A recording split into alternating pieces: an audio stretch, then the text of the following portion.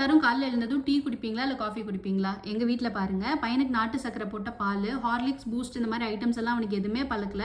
ஒன்று வந்து நாட்டு சக்கரை போட்ட பால், அப்படி இல்லைனா வந்து வீட்லேயே பண்ண பீட்ரூட் மால்ட் இருக்கும், அது ஒரு 1/2 ஸ்பூன் பாலில் போட்டு மிக்ஸ் பண்ணிக்குவோம். எனக்கு வந்து இந்த ப்ரெக்னன்சி டைமில் காலையில் எழுந்ததும் எம்டி ஸ்டமக்கில் பீட்ரூட் ஜூஸ் தான் குடிச்சிட்ருக்கேன். ஃபாதர் இன் லாக்கு வந்து டீ, ஹஸ்பண்ட் வந்து பால் எதுவுமே குடிக்க மாட்டார்.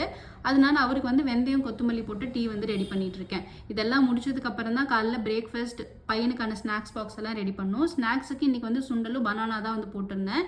காலையில் லேட்டானதுனால இட்லி ஊற்றிட்டு பையனுக்கு மட்டும் தனியாக தக்காளி மட்டும் வணக்கியாச்சு. எங்களுக்கெல்லாம் வந்து புதினா சட்னி வந்து அரைச்சிட்ருக்கேன். அவன் ஸ்கூல் போனதுக்கப்புறம் தான் வந்து புதினா சட்னியே அரைச்சி முடித்தேன். அதுக்கப்புறம் கவர்மெண்ட்டில் கொடுத்த சத்து மாவு இருக்கு இல்லையா, ரெகுலராக ப்ரெக்னன்சி டைமில் வந்து கொடுப்பாங்க. அதை வந்து உருண்டை மாதிரி பண்ணி இல்லைனா இடியாப்பம் மாதிரி ரெடி பண்ணிக்குவேன்.